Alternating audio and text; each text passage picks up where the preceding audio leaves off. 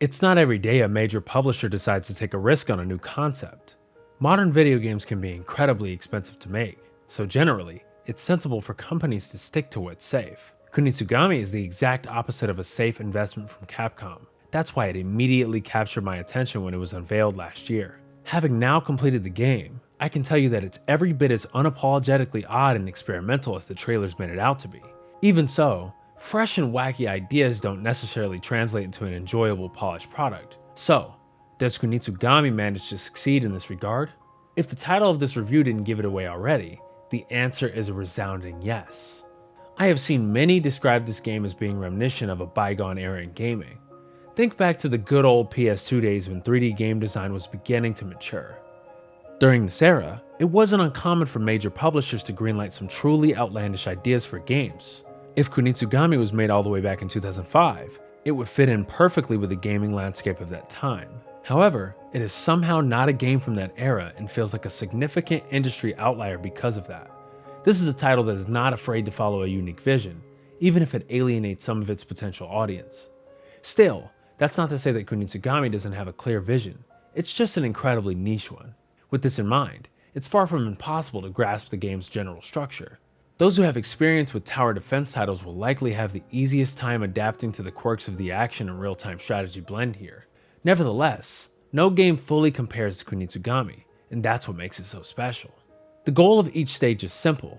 The player character, So, must guide a maiden named Yoshiro from point A to B so she can purge something known as the defilement from the torii gates along her path. You're not alone in this task, as the villagers of Mount Kafuku are willing to help out.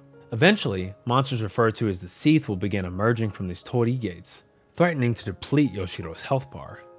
With the help of the villagers, the player must keep these enemies at bay, or it's game over. As long as you can keep things under control, however, there's nothing to worry about. Initially, this is about as easy as it sounds. The first couple of stages can quickly be conquered by simply sending the villagers to form a wall around the defiled torii gates. I assume the reason for this is to ease players into a style of gameplay they're most likely not familiar with. Eventually, as the player's set of tools and options increase, so does the complexity of the stages. Relying on the same strategy again and again will not work, resulting in an inevitable failure. That's not to say that the game is an overwhelming challenge. As a matter of fact, it's not too difficult to beat most stages on the first try, but doing so optimally is much less probable. If there's one thing that defines the gameplay of Kunitsu-Gami, it's time management. The day and night cycle featured here is one of the most effective I've experienced in a game outside of Minecraft. In fact, on the surface, it works in a similar fashion. During the daytime, stages can be freely explored with no immediate Seath threat. On the other hand, things become a lot more hostile during nighttime. If you aren't prepared to face a horde of monsters by the time the sun sets, you better act quickly.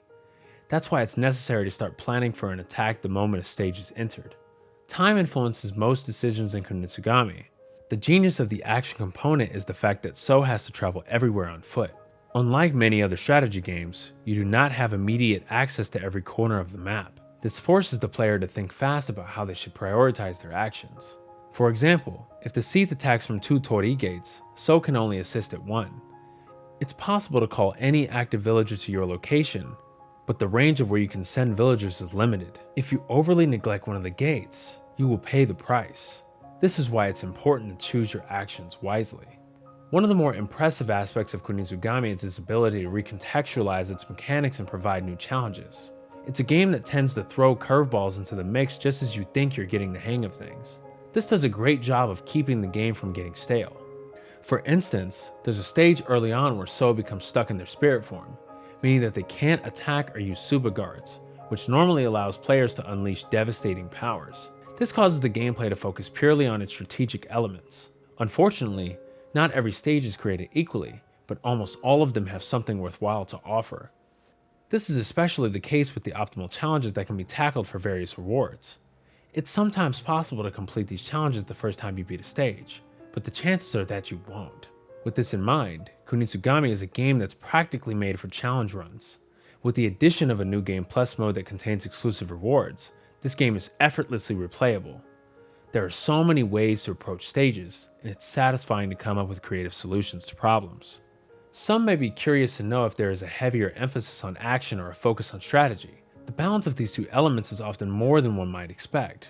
That being said, there are times when the game leans on one aspect more than the other. To play optimally, one will need to master both. I'd say that approaching Kunitsu-Gami as a real-time strategy game first will net the most enjoyment for the majority of players. This doesn't mean that there is little for fans of action games to enjoy here, so his moveset may be limited at first, but almost everything has a use case. It's always worth preparing for a stage by equipping the correct items in advance. Fortunately, every stage can instantly be restarted with the option to change equipment, and failing to protect Yoshiro only sends the player back to the beginning of the night, minimizing frustration. The player can earn new masks by defeating bosses. This allows So to assign new roles to the villagers, opening up new tactics and ways to spend resources. While some resources can be applied to more situations than others, they all serve a purpose. Kunitsu-Gami benefits a good deal from its minimalist narrative presentation. It features little dialogue and instead chooses to let the gameplay do most of the talking. Again, this approach is somewhat similar to experimental, classic PS2 games such as Shadow of the Colossus. It allows the players to soak in the general atmosphere and its associated emotions. As an example of this, after a stage is completed, it can be used as a base to upgrade roles, manage manual saves, and more. What's neat about this is the fact that the player gets to witness the results of their efforts. Even after an area is free of the Seath, villagers are still coming together to help each other out and rebuild. Before all that though, the player still needs to deal with the threat.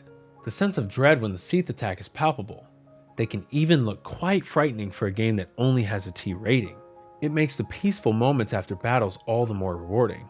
In a way, it's somewhat touching and beautiful to see a game emphasize the value of community through its mechanics and environments. As So, you may be very capable and powerful, but everyone matters. One can willingly decide to handicap themselves, but victory is always more likely by working as a team.